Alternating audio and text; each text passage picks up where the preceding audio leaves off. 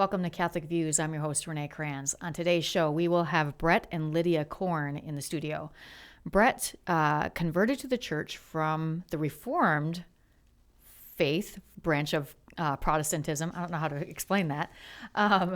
About 4 or 5 years ago, before he and Lydia married. It's a really great story between the two of them. She is a cradle Catholic. He converted.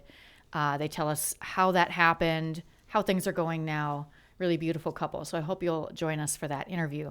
Before we get to Biblical Bites with Dr. B, who's sitting across from me right now, just want to remind you that your June Bishop's Bulletin should be on your kitchen table or your counter right now. If you haven't read it yet, pick it up, take a look. There's always great stuff in there.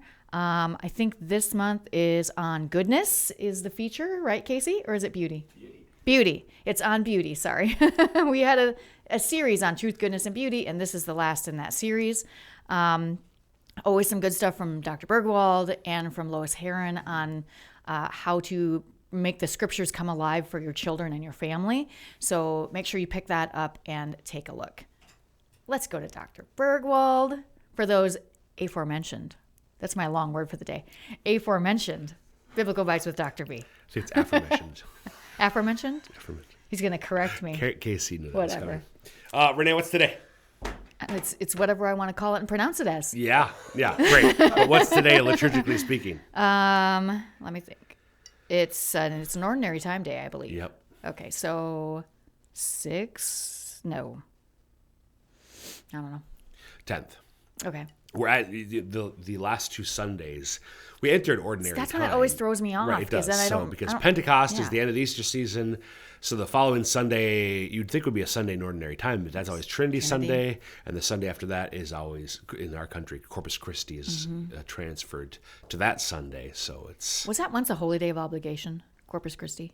On Thursday, it is a holy day of obligation. It used to be celebrated, in some places it's still celebrated on Thursday. Oh, okay. I didn't know that. Yeah. Quick on that, actually. Do you know why Corpus Christi is celebrated on Thursday traditionally and still in some places? Well, I would guess because of the institution of the Last Supper on Ding, ding. Well done. My brain's working today. You might not know what Sunday it is. Right. But... That is actually less important that I know what Sunday it is than that I know why a feast day might be put or a holy day might be put on Thursday. Maybe.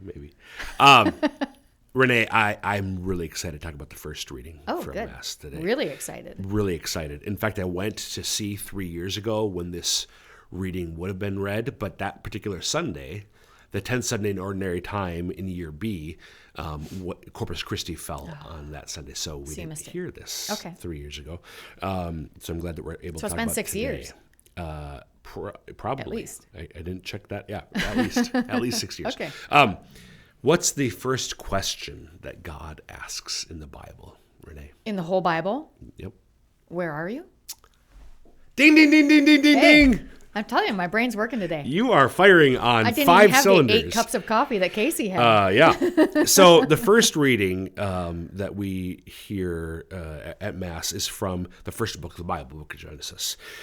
And it's chapter 3, verses 9 through 15. So this is right after Adam and Eve eat of the fruit of the forbidden fruit of the forbidden tree in the garden.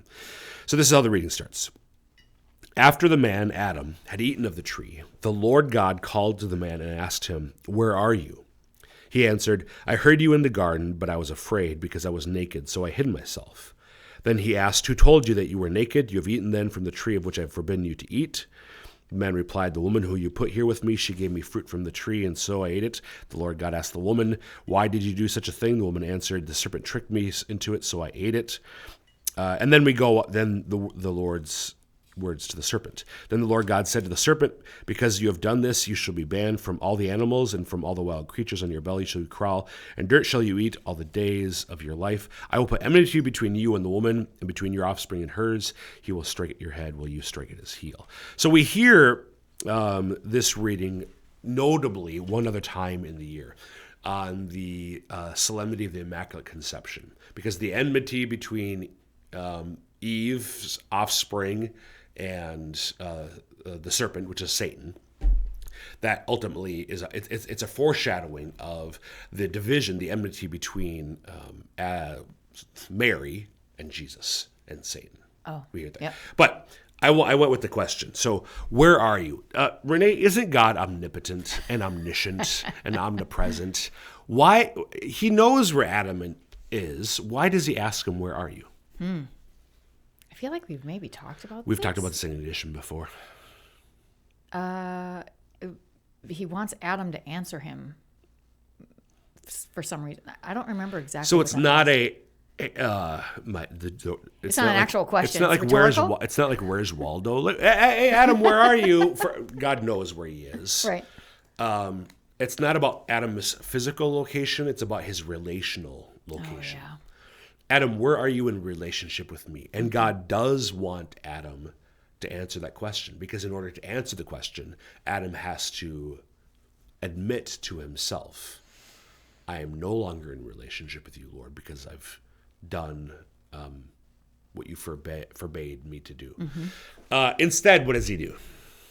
He blames someone else. He passes the buck. I noticed that as you were reading. I'm like, we just blame someone else the whole time. And what'd she do? She blames someone else. Yeah, that's right from the get-go. We sin and we blame.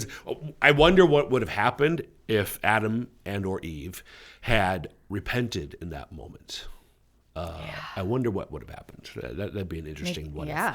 But the thing I want to emphasize, where are you? Because this is a question that the Lord poses to Adam, but he also poses it to each one of us.